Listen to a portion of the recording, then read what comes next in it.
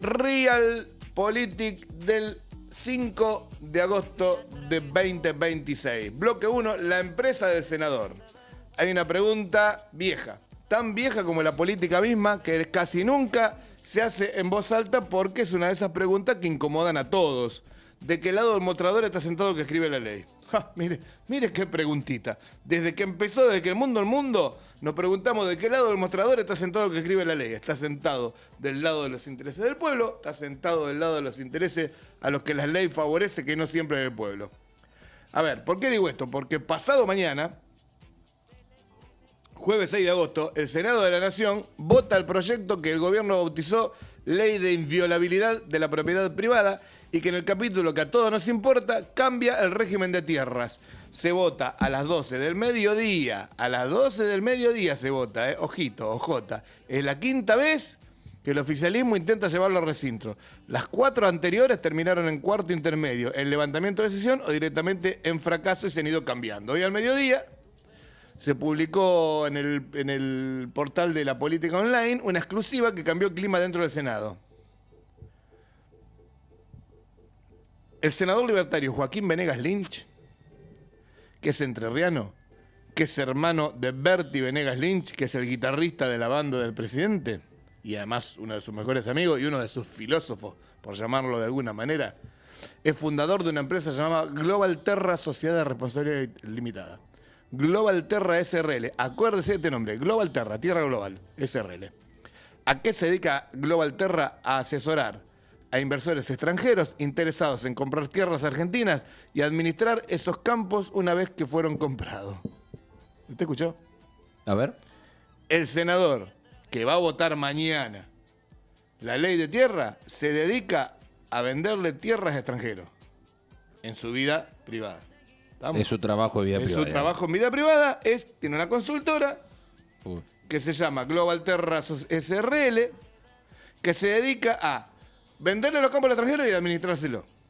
Y mañana va a estar sentado de este lado votando esa ley para que se le pueda vender la tierra a los que él se los va a vender, obviamente, ¿no? A lo que le conviene, ¿no? Exacto. La fundó en 2020 junto a su esposa Eloísa Perea Muñoz. No es Pérez, es Perea Muñoz.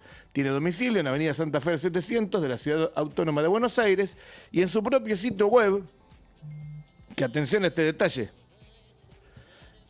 está escrito en inglés el sitio web, la firma se presenta con más de 3 millones de hectáreas en transacciones realizadas en América Latina. Ofrece, textual, tierras agrícolas exclusivas y fuera del mercado, tierras forestales, grandes extensiones de terrenos protegidos, y fincas de lujo.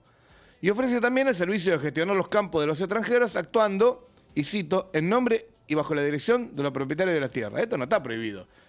Lo que no está bien es que sea el mismo senador que mañana va a votar la ley.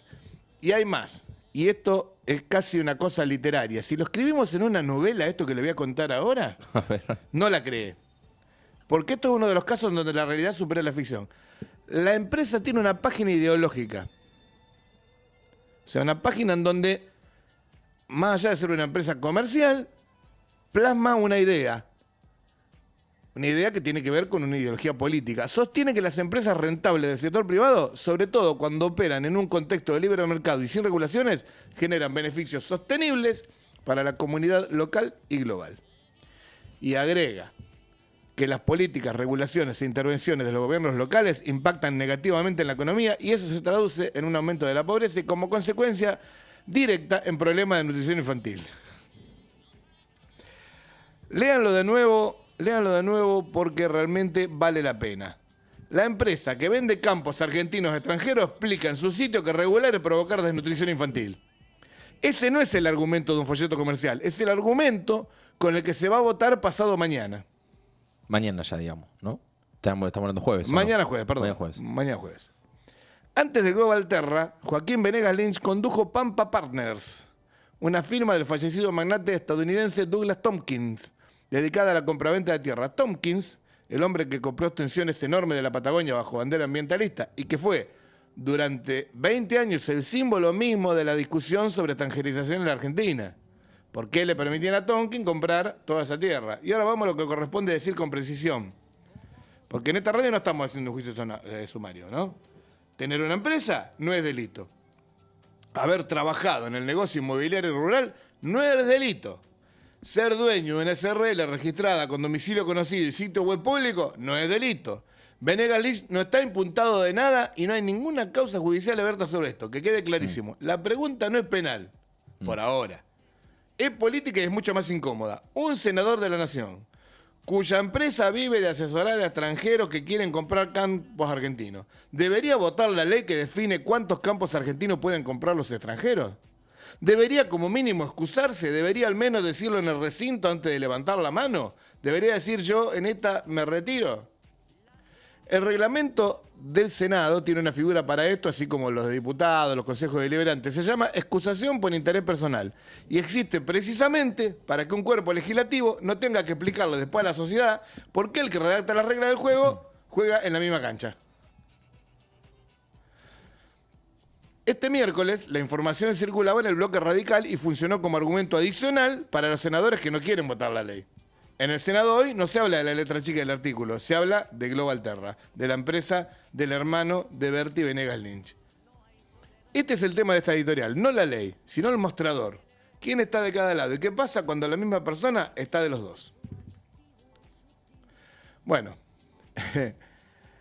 el reglamento se lee según quien lo invoca. Segundo bloque. Esto es de manual.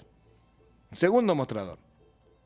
La senadora mendocina Anabel Fernández Sagasti, del kirchnerismo, cursa en embarazo de 32 semanas. Su médico le indicó por escrito que no puede hacer 1000 kilómetros para llegar al Congreso. Pidió formalmente autorización para votar de manera remota en la sesión del jueves. Le recuerdo algo que ayer no recordamos y por eso hablemos sobre este tema. Esta senadora, que hoy tiene 43 años y que no ha podido hasta ahora tener hijos, el año pasado, o el anteaño, hace un tiempito, hace bastante poco, cuando ya era senadora, perdió un hijo durante la sesión del Senado. Tuvo un aborto espontáneo, tuvieron que parar la sesión, internarla y perdió un hijo. O sea que, evidentemente, sus embarazos son de riesgo. Y en este caso, lo que pidió es autorización para votar de manera remota en la sesión del jueves. Lo mismo le pasó a ella, digamos. O sea, le pasó a ella misma. A ella misma le pasó en esto. el Perfecto. anterior embarazo. En este, obviamente, el médico le dijo, mira, vos sos de riesgo, no podés hacer 1000 kilómetros ni en avión ni en auto. Creo que tiene claro, total asidero, sí. No es que está... Totalmente. Bueno. Ya le pasó una vez, ¿no?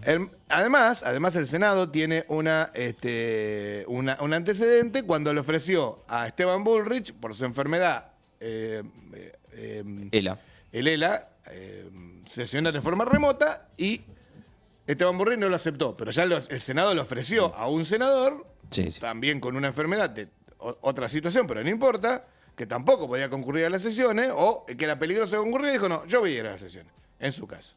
Está en capital, puede trasladarse, bueno, y obviamente quiere. Si Fernández Sagasti también estaba en capital, podría ir tranquilamente. Lo que no puede es viajar. El martes a última hora, la vicepresidenta Victoria Villarruel firmó la resolución que se lo habilita con la condición de que presente el certificado médico correspondiente y con la sugerencia que se conecte desde la sede de la legislatura de Mendoza. Pero última palabra clara, la propia resolución la tiene el cuerpo el jueves. O sea, le da todas las instrucciones y dice, mire, igual esto tiene que votarse. A ver si le van a permitir. Hay un detalle que no es menor, que Fernández Sagasti vota en contra de la ley de tierra. Eso lo sabe todo el mundo. La reacción del oficialismo fue inmediata. Patricia Bullrich, jefa del bloque de la Libertad Avanza en el Senado, salió esa misma noche a fusilar a la vicepresidenta, a fusilarla. Dijo textual: lo que hizo Villarruel es un mamarracho jurídico. En ningún lugar de reglamento dice que se puede votar de manera virtual. Para que se pueda votar hay que cambiar el reglamento. Y acusó a la vicepresidenta de estar militando para el kirchnerismo. Tomemos el argumento en serio, porque en abstracto tiene fuerza. Si el reglamento no prevé el voto remoto, habilitarlo por resolución de presidencia es un exceso, es una objeción legítima. Habría que discutirlo en serio con los constitucionalistas sin apuro. Solo que hoy, a las 4:01 de la tarde, el senador radical Flavio Fama, de Catamarca, presentó un pedido para participar de forma virtual en la misma sesión por cuestiones de salud. Está recién operado. Y Fama también anticipó que vota en contra. Y acá está lo que vale la pena entender. Hasta ese momento no hay registro público de que la jefa del bloque oficialista haya calificado el pedido de Fama de mamarracho jurídico. No hay registro de que lo haya acusado de militar para nadie. Es un pedido idéntico, el mismo cuerpo, en la misma sesión, con la misma consecuencia aritmética. La diferencia entre los dos casos no está en el reglamento, está en el poroteo. Porque si Villarruel habilitó a Fernández Sagasti para que el oficialismo pierda, entonces habilitar a Fama, que también va en contra, sería exactamente lo mismo. Y si el mecanismo es un mamarracho las 2 veces, o ninguna. Ese es el punto. El reglamento no cambió entre el martes a la noche y el miércoles a la tarde. Cambió el nombre del que lo pide. Y la pertenencia política del que lo pide. Y no terminó ahí. La intendenta de Quilmes, Mayra Mendoza, se le defender públicamente a Fernández Sagasti por la ausencia. Le respondieron desde el propio arco opositor con un decirle que renuncie vale la pena. O sea, la senadora embarazada también recibió fuego de su propia trinchera. Nadie sale limpio de esta. Destacó un poquito Victoria Villarruel y Mayra Mendoza también. También la atendió. Sí, sí. Porque tampoco que se venga a hacer la buena, ¿no? O sea, otro tema. Yo creo que Villarruel hizo lo que correspondía. Le dijo, mire, prepárese, vaya a la legislatura, hágalo desde ahí mejor, para demostrar que usted está siendo institucional, que no lo está haciendo desde su casa con la biblioteca suya atrás, conéctese a la legislatura y espere la resolución del cuerpo. No le dijo que podía. Pero le habilitó de alguna manera el tratamiento de su pedido, porque de última no lo tratan y listo. Bien. Mientras tanto, los números de Bullrich, que dio una conferencia de prensa el martes en el Salón de las Provincias, acompañada por la senadora Agustín Coto de Tierra del Fuego, Nadia Márquez de Neuquén y Bartolomé Abdala de San Luis,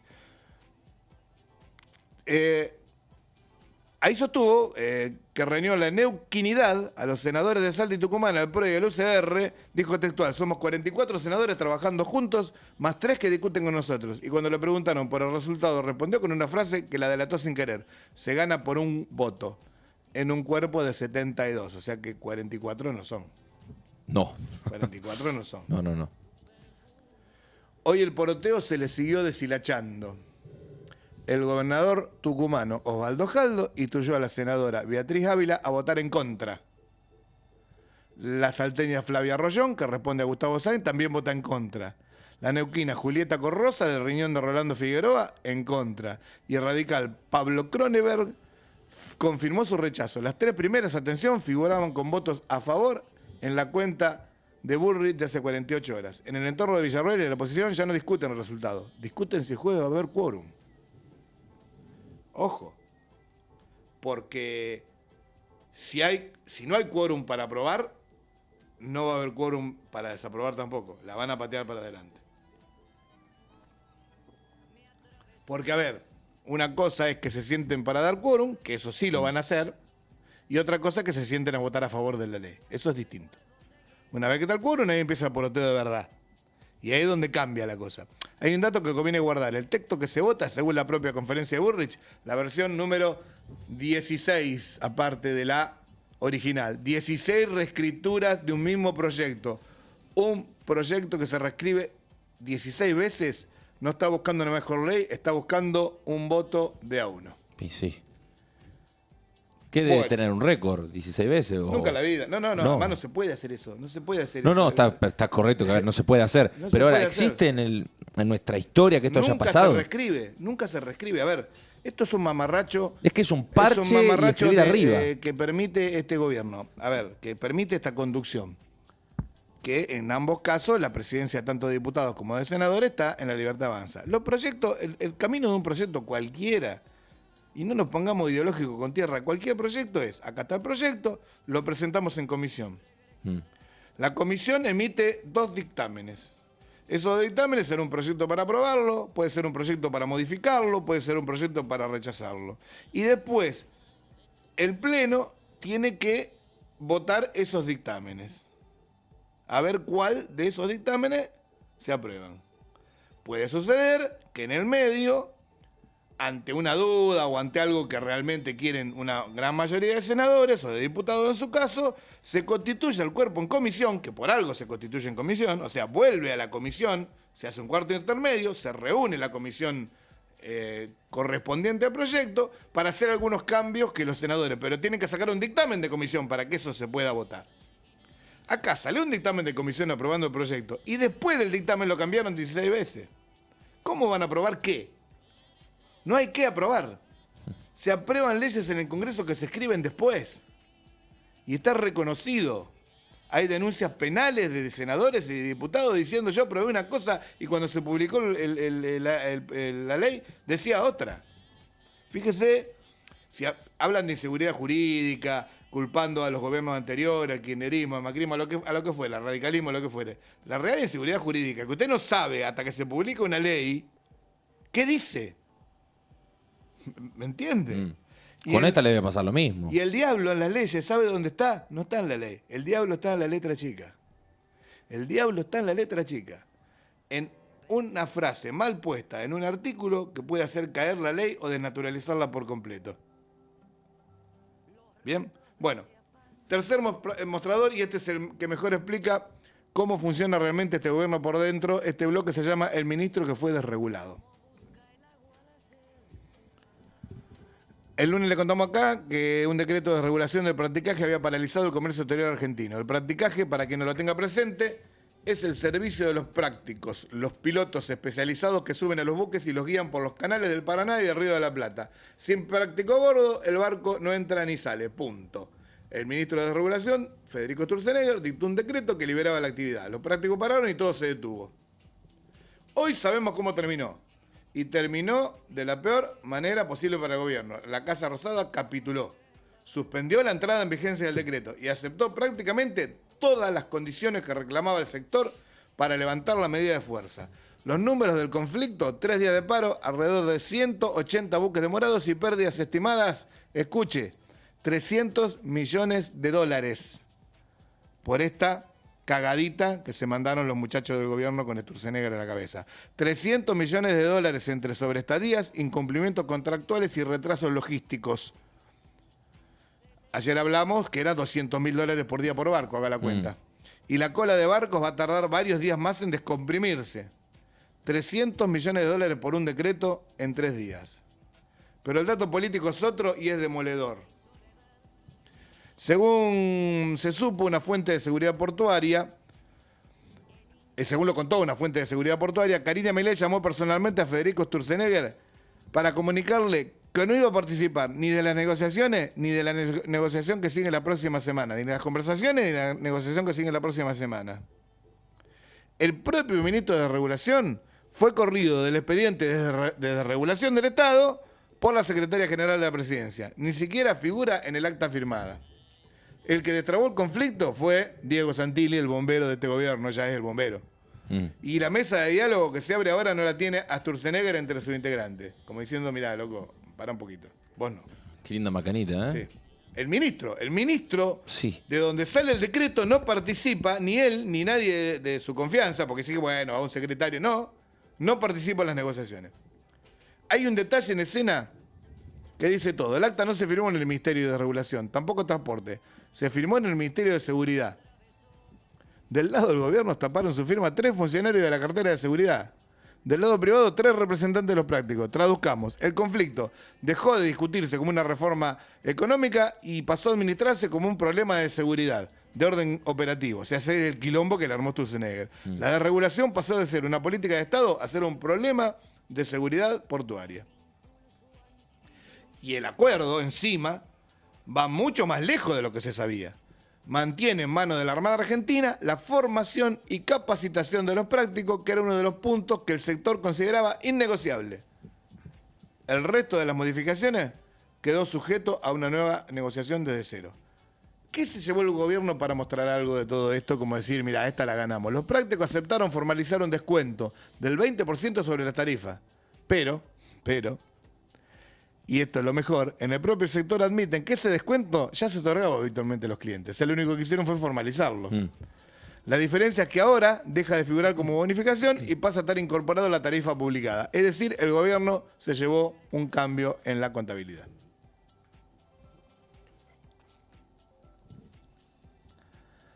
Acá está la ironía que ordena todo. Federico Sturzenegger es el hombre que construyó su figura pública sobre la idea de que el Estado sobra, que las corporaciones capturan regulación, que hay que sacar al burócrata del medio. Es la doctrina, es el ministerio entero eso. Bueno, hoy el burócrata que sacaron del medio fue a él. Y no lo sacó el mercado, lo sacó Karina Milei por teléfono. Y no es la primera vez. En abril tuvo que retroceder con la apertura del mercado de la vacuna contra la aftosa, después de la resistencia de un sector dominado por los laboratorios de Hugo Sigman y Sebastián Bagó, laboratorio más grande de la Argentina, de capitales argentinos. Chocó con un actor con poder de fuego y la Casa Rosada eligió retroceder. Ahora volvió a chocar con otro actor con poder de fuego y la Casa Rosada volvió a recular. El patrón se repite y merece nombrarse. La desregulación avanza contra los que no tienen espalda para pelear. Y retrocede contra los que sí la tienen. Eso no es una ideología, es una relación de fuerzas. Y en el medio, un dato que conviene no perder. Un funcionario de la Agencia Nacional de Discapacidad responsabilizó a Sturzenegger por la baja masiva de pensiones, unas 80.000 dadas de baja, sin control individual sobre si estaban bien asignadas o no. Ahí no hubo llamado telefónico de la Casa Rosada. Ahí no hubo marcha atrás. Los prácticos tenían con qué, los pensionados no. Y hay un tercer mostrador dentro de este mismo mostrador, que es el más grande de todo y que casi no se habla. Este gobierno construyó su identidad sobre la idea de que el precio del dólar lo tiene que fijar el mercado y que el Estado no tiene que meterse. Bueno, hoy en el mercado advierten venta de divisas canalizadas a través del Banco Central para contener la cotización en torno a los 1.500 pesos. O sea, mientras el Ministerio de Regulación explica que el Estado sobra, el Banco Central, el que dicen que no se tiene que no se tiene que meter en la política monetaria del gobierno, estaría vendiendo dólares para que el número que ustedes ven en la pantalla no se mueva. O sea, todo lo contrario a la ley que mandaron para que se trate. ¿Usted puede entender esto? Mandan una ley y hacen todo lo contrario al otro día.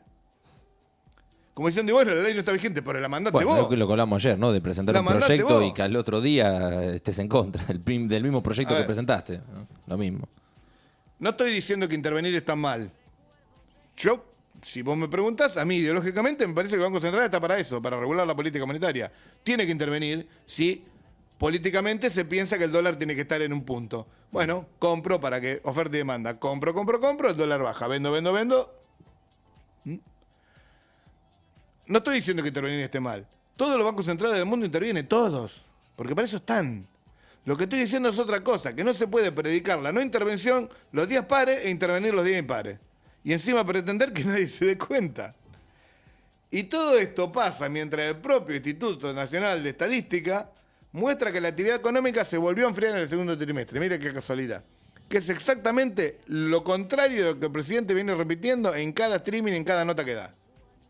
Los dos lados del mostrador otra vez. En el discurso, el Estado que se retira. En la operación diaria, el Estado que está cada vez más presente y que sostiene el precio para lo que les conviene. Cuarto bloque. Acá cambia todo. 114 se llama esto. 114. Esto ya no es una discusión de doctrina económica. Este tiene muertos. 114 muertos.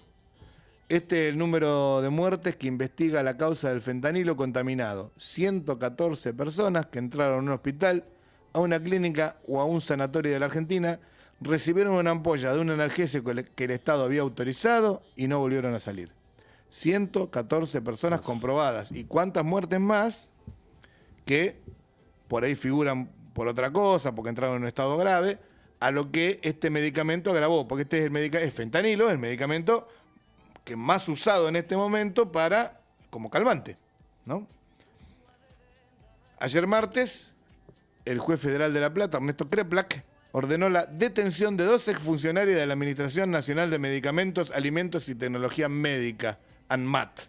Nelly Davicio, que era la titular, y Gabriela Fumado, que estaba al frente del Instituto Nacional de Medicamentos, el INAME, que depende también que dependen entre sí tienen interdependencia.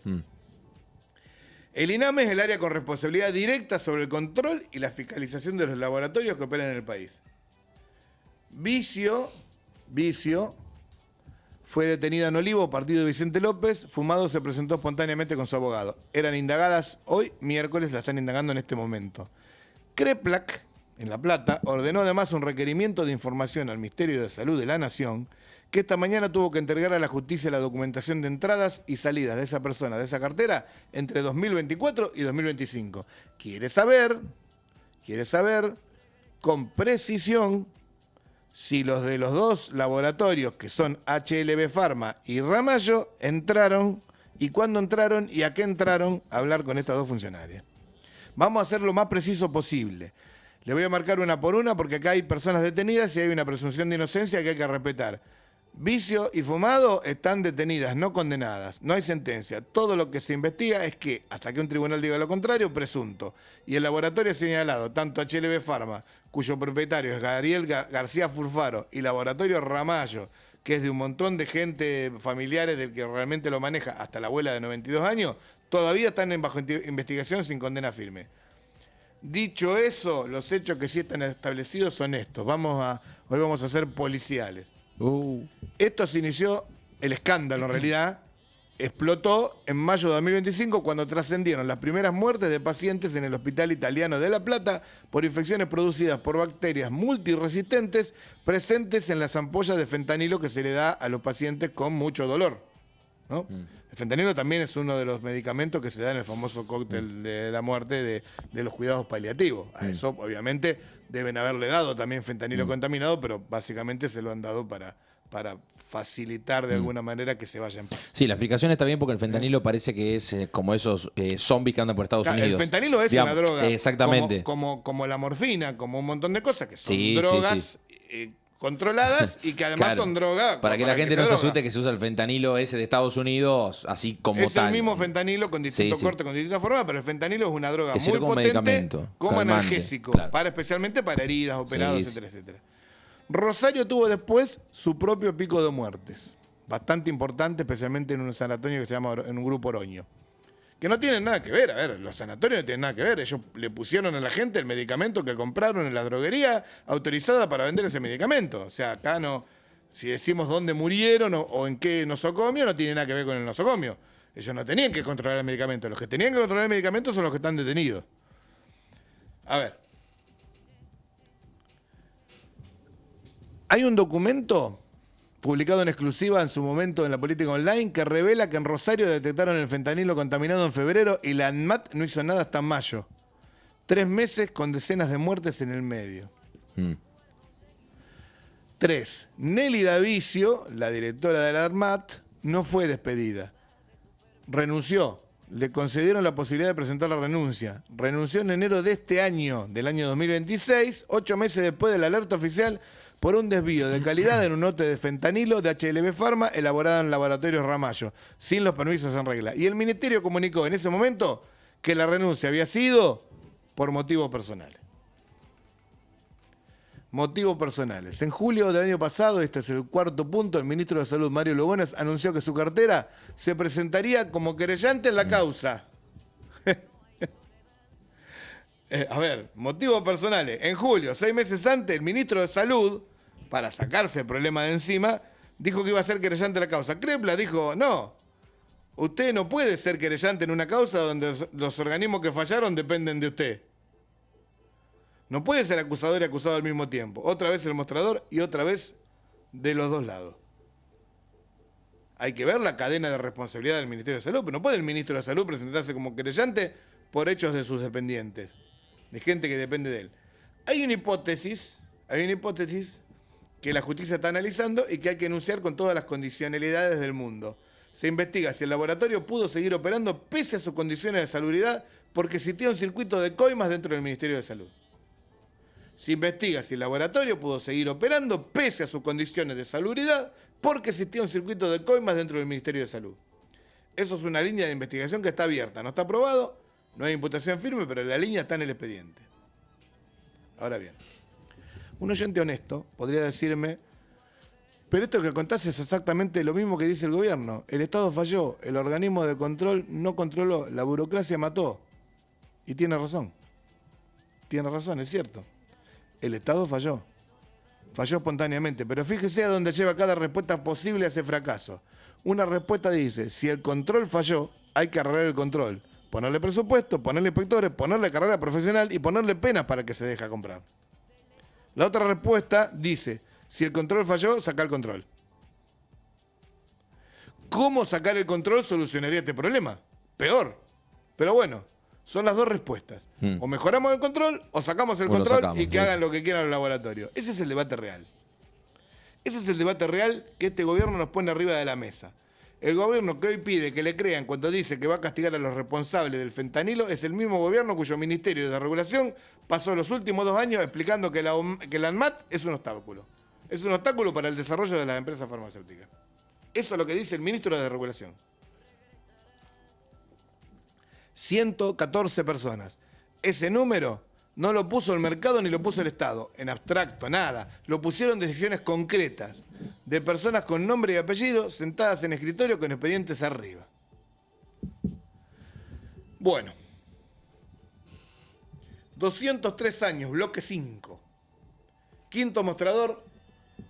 Y este ya no es adentro, este es afuera. El martes el gobierno de Luis Ignacio Lula da Silva ayer decidió retirar a su embajador de Buenos Aires, Julio Betele, y rebajar la relación diplomática con la Argentina al nivel de encargado de negocios, al nivel que usted tiene con una isla desierta en el Pacífico. Es el mínimo posible sin ruptura formal. En paralelo, el canciller brasileño Mauro Vieira convocó al embajador argentino Daniel Raimondi como forma de protesta. Hoy el canciller argentino Pablo Quirno confirmó que a Raimondi le pidieron directamente que se vaya de Brasil, que se retire.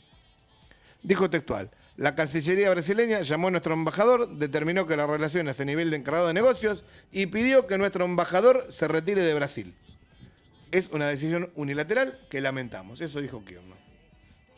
El detonante, obviamente, fue la acumulación de las críticas de Javier Milei, no solo cuando estuvo allá, en el acto con Flavio Bolsonaro en San Pablo, sino en la entrevista del domingo por la noche con Majul, en el streaming de Esteban Trebuch, donde insistió en calificar a Lula de ladrón y corrupto, etcétera. Le dijo etcétera, de todo etcétera. en diferentes momentos, sí. En diferentes lugares. O sea, en vez de bajar y decir que bueno, que el coso del momento, no. Le dio con todo.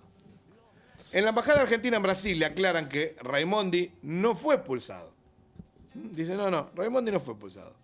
Porque parece que declararon persona no grata. Es cierto, formalmente es correcto, pero los hechos son que la salida la decidió Brasil. Y estamos frente a la crisis bilateral más grave en 203 años de relación entre los dos países. ¿Por qué 203 años? Porque hace 203 años de la independencia de Brasil. O sea, la independencia nuestra fue antes.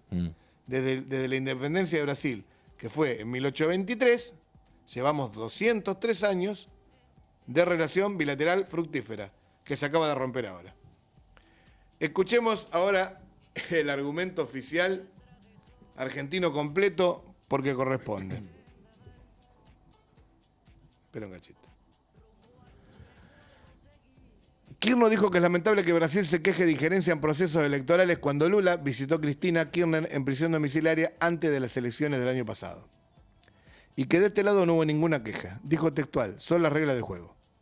Y sostuvo que Lula profirió insultos al presidente argentino que no fueron contestados, aunque hay que decirlo, no especificó cuáles. No sabemos cuáles son los insultos de Lula al presidente argentino. Pero bueno, ellos dicen haberlo escuchado. Hay una diferencia. Lula va a visitar a Cristina Fernández de Kirchner y si de última lo puteó ahí entre la mesa, entre ellos dos. No en público. No en público, y lo de Milei fue muy excesivo, muy pasado de rosca también. Hay una diferencia grande entre un caso y el otro. Mire esto. Agregó un segundo argumento más fuerte. Acusó a Brasil de haber puesto en riesgo la vida de ciudadanos argentinos al dejar la representación de nuestros intereses en Venezuela. Dijo que los informaron a 5 días de que Maduro fuera retirado del poder cuando la Argentina tenía ciudadanos en riesgo de vida y preso político en riesgo de vida. Este es un argumento serio que merece ser escuchado. Por el propio Kirchner completó la frase de un modo que se le vuelve en contra. Reconoció que esa decisión brasileña fue el resultado de una foto que Milei reposteó de Lula con Maduro. O sea, el canciller argentino explica que Brasil dejó de representarnos en Caracas, porque, Argentina retira su embajada en Paracas, y le pide a Brasil que lo represente. Si nosotros no vamos a poner embajador, ¿no? ¿Hacer la gauchada de representarnos? Y Brasil nos deja de representar por un posteo del presidente y ahora usa ese episodio como prueba de la responsabilidad ajena. No tiene mucho sentido. Nada tiene sentido. Acá el punto no es quién tiene más razón en la pelea de egos. El punto es que se pone en juego. Brasil es el principal socio comercial de la Argentina. Es el destino de la porción enorme de lo que produce la industria argentina, empezando por la automotriz, que es industria de Córdoba, de Santa Fe y del conurbano bonaerense. Cuando la relación se rebaja en cargado de negocios, no se congela solo una foto. Se enfrían las mesas técnicas, se enfrían los acuerdos sectoriales, se enfrían las negociaciones arancelarias del Mercosur. Y hay un cálculo que en Brasilia, que es la capital de Brasil, hacen en voz alta. Según fuentes cercanas a la situación, en el entorno de Lula creen que los ataques de Milei les convienen para la campaña. Potencian la marca Brasil es de lo brasileño, con la que el PT, que es el partido de los trabajadores, que es el partido de Lula, viene confrontando la injerencia de Donald Trump y los aranceles de los productos brasileños. Brasil es de los brasileños. Y creen que la actitud del argentino pone que Flavio Bolsonaro no tiene estrategia ni proyecto propio y necesita que lo vengan a ayudar de fuera. Es decir, la lectura de la propia gente de Lula es que Milei, tratando de ayudar al bolsonarismo, no está ayudando a Lula. Y sí. Alguien tendría que explicarle a un productor de pergamino que le vende poroto de soja a los brasileños o al metal mecánico que le vende autoparte a una terminal de San Pablo, en qué mejora su vida que el presidente de la nación vaya a apoyar al opositor del presidente del país ese y no solo eso, lo insulte en un streaming. Todavía estoy esperando ese argumento. Bueno.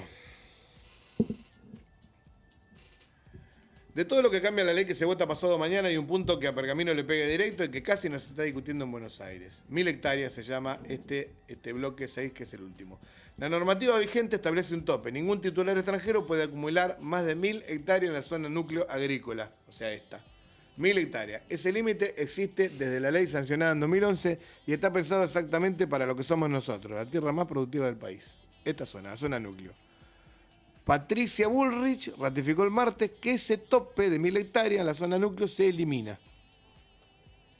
Zona núcleo somos nosotros, Pergamino, Colón, Rojas, Salta, Recife, Junín y el corredor que sigue hacia el sur santafesino y sur de Córdoba. No es una atracción del mapa, son los campos que vemos desde la 188, desde la 32 y desde la 8.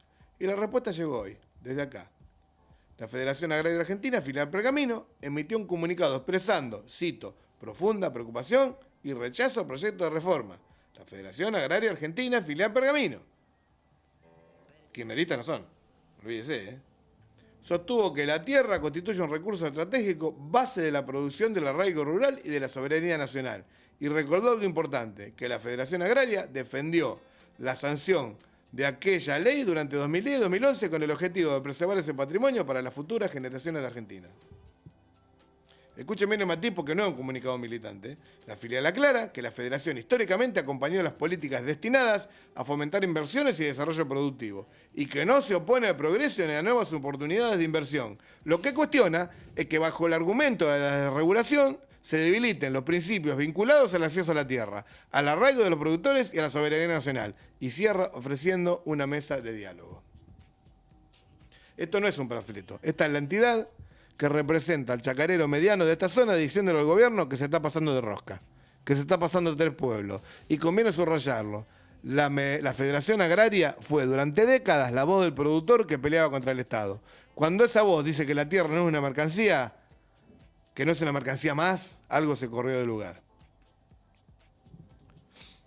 Los números de fondo para dimensionar, para que entendamos esto. Según los datos que difundió esta semana el Observatorio de Tierra de la Universidad de Buenos Aires, de la UBA, los extranjeros poseen hoy alrededor de 13 millones de hectáreas rurales en la Argentina.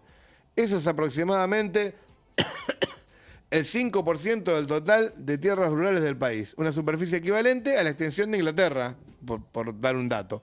5%.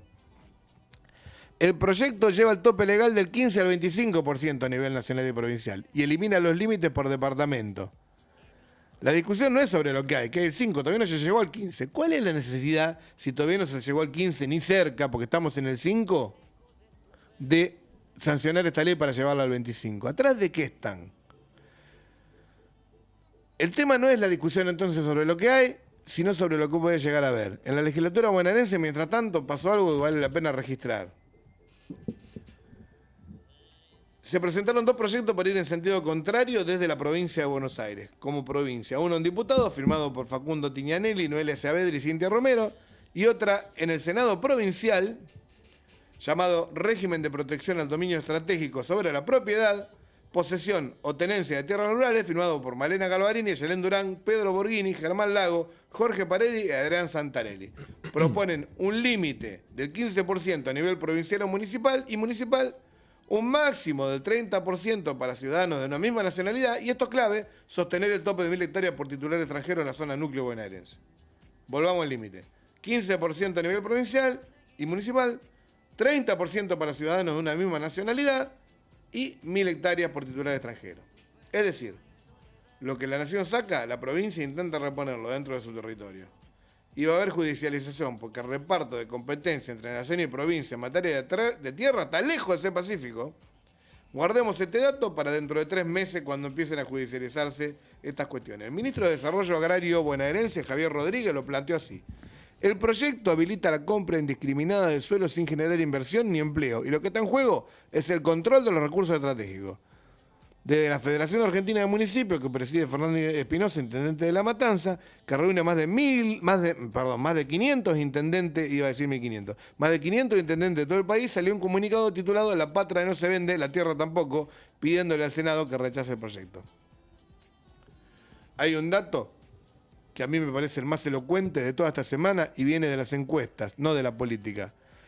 El consultor Gustavo Córdoba midió esto y dice que el 77% de los argentinos está de acuerdo con ponerle un límite a la venta de tierras a extranjeros. 77%.